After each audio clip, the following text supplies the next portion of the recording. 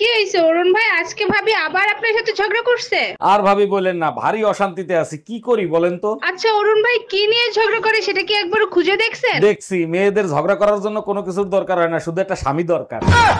অরুণ ভাই, শুনলাম আপনার মোবাইল নাকি চুরি হয়ে গেছে। জি ভাবি, ঠিকই শুনছেন, থানায় রিপোর্ট লেখায় দেখেছি, গিয়ে দেখি মানিব্যাগ চুরি হয়ে গেছে। থাক ভাই, মন খারাপ করবেন না, আল্লাহর কাছে দোয়া করেন, সব ঠিক হয়ে যাবে। মসজিদে দোয়া করতে গেছিলাম, বেরোয় দেখি স্যান্ডেল চুরি হয়ে গেছে।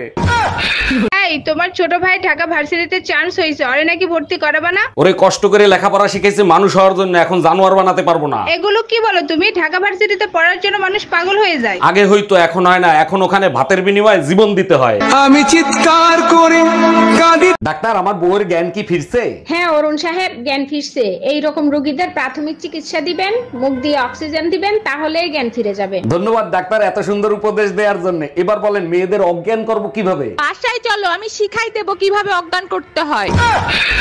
আমারে মিষ্টি খাবারের নাম ধরে কখনোই ডাকবা না। কেন বেবি ডল? ডাকলে কি হবে? পাশের বাড়ির সুমন ভাই ভাবিরে সুইট, হানি, রসমালাই কত মিষ্টি নামে ডাকে। এখন ভাবি ডায়াবেটিস হইছে।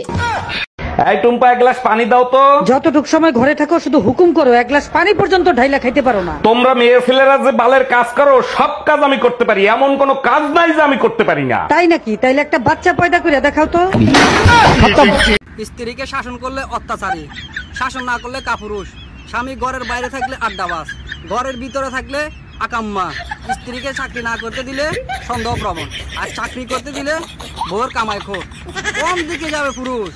আমনে মোরে বিয়ে হইরে প্রতারণা হরছেন। অমাতার ইয়া, তুই কও কি? মুই তোর লাগে কি প্রতারণা হচ্ছি? আমনে কিরে কাটতে কোন? আমনে মোরে একটু ভালোবাসছেন? ভালো না বাসলে পোলামাইয়া গুলো কি গাঙ্গের তন বাসিয়েছে? হেলে মোর রাতের মিন্দি লাল হইলে না কে? কালকে যখন তুমি বাসা আসছো, টুম্পা ভাবিরে ওই সময় বাসা আসতে দেখলাম, কাহিনী কি? কি বলতে চাও তুমি? টুম্পা ভাবির নিয়ে আমি কক্সবাজার গেছি? আমি সে কথা বলি নাই, টুম্পা ভাবির চার্জার নাকি তোমার কাছে, সেটা নিতে আসছিল। তার তো চার্জারই নাই, সে তো সারা রাত আমার চার্জার দিয়ে চার্জ দিছে। এই, আজকে মসজিদের হুজুর তোমাকে মারছে কেন? কি করছো তুমি? হুজুর জিজ্ঞেস করছে যারা খারাপ কাজ করে তারা কোথায় যায়। কি উত্তর দিছিল? আর হুজুর কেন মারলো সেটা বলো। আমি বলছি শহরের লোক হোটেলে যায়, গ্রামের লোক পাট খেতে যায়।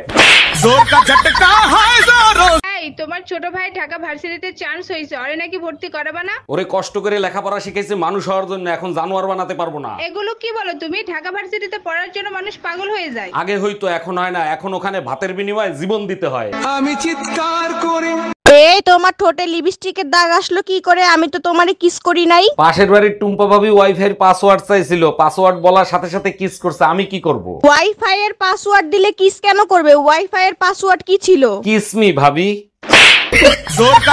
আমনে মোরে বিয়ে হইরে প্রতারণা হরছেন। অমাতার ইয়া, তুই কও কি? মুই তোর লাগে কি প্রতারণা হচ্ছি? আমনে কিরে কাটতে কোন? আমনে মোরে একটু ভালোবাসছেন? ভালো না বাসলে পোলামাইয়া গুলো কি গাঙ্গের তন বাসিয়েছে? হেলে মোর রাতের মিন্দি লাল হইলে না কে? কোন পাগলে পাইছিল করছি শখের শাদি।